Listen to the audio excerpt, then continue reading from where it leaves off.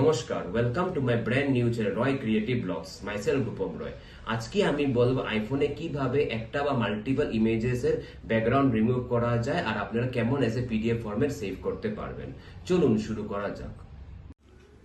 First আপনারা ফটোসের মধ্যে click করবেন। ধরুন এই চেয়ারটা আছে, এই চেয়ারের আমি ব্যাকগ্রাউন্ড রিমুভ করতে চাই। তো কেমন করে করেন, জাস্ট এখানে প্রেস করবে, এরকম করে করবেন, তারপর অটোমেটিক দেখেন আপনারা চেয়ারের ব্যাকগ্রাউন্ড রিমুভ হয়ে গেছে। তারপর আপনার ব্যাকের মধ্যে ক্লিক করবেন, করার পর এখানে ড্র্যাগ করবেন, দেখুন ব্যাকগ্রাউন্ড রিমুভ হয়ে গেছে। এরকম করে আপনারা একটা সিঙ্গেল ইমেজের ব্যাকগ্রাউন্ড রিমুভ করতে পারবেন।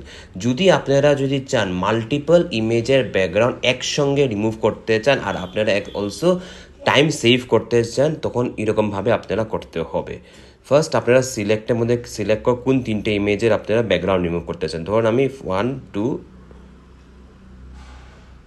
3 এই তিনটে ইমেজে আমি ব্যাকগ্রাউন্ড রিমুভ করতে চাই। জাস্ট তারপরে এটার পরে আপনারা কী করবেন, শেয়ার বাটনটা শেয়ারের মধ্যে ক্লিক করবেন, করার পর সেভ টু ফাইলসের মধ্যে ক্লিক, রিমুভ ব্যাকগ্রাউন্ড বলে অলরেডি আমার একটা ফোল্ডার আছে, এখানে আপনারা জাস্ট এখানে সেভ করবেন। তারপরে আপনারা যাবেন ফাইলসের মধ্যে, দেখুন অলরেডি তিনটে ইমেজ আমার ক্রিয়েট হয়ে গেছে। জাস্ট তারপর এটাকে আপনারা 3 ডটসের মধ্যে ক্লিক করে সিলেক্ট করবেন 1, 2, 3, তারপরে দেখুন রিমুভ ব্যাকগ্রাউন্ডের মধ্যে ক্লিক করবেন। দেখেন তিনটে ইমেজের ব্যাকগ্রাউন্ড রিমুভ, 1, 2, 3 তিনটে ইমেজে রিমুভ ব্যাকগ্রাউন্ড হয়ে গেছে। তারপরে যদি চান as a PDF format save করতে চান তিনটা রিমুভ ইমেজের ব্যাকগ্রাউন্ডকে, জাস্ট এখানে আমরা সিলেক্ট করবেন 1, 2, 3, তারপরে করার পরে ক্রিয়েট পিডিএফ মধ্যে ক্লিক করবেন।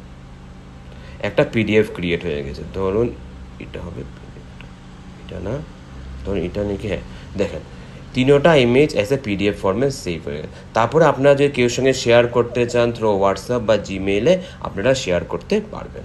যদি আপনাদের এই ভিডিওটা ভালো লাগে, লাইক এন্ড সাবস্ক্রাইব করবেন আমার চ্যানেলকে। আমি আরো ভালো ভালো ভিডিও নিয়ে আসবো পরবর্তীকালে।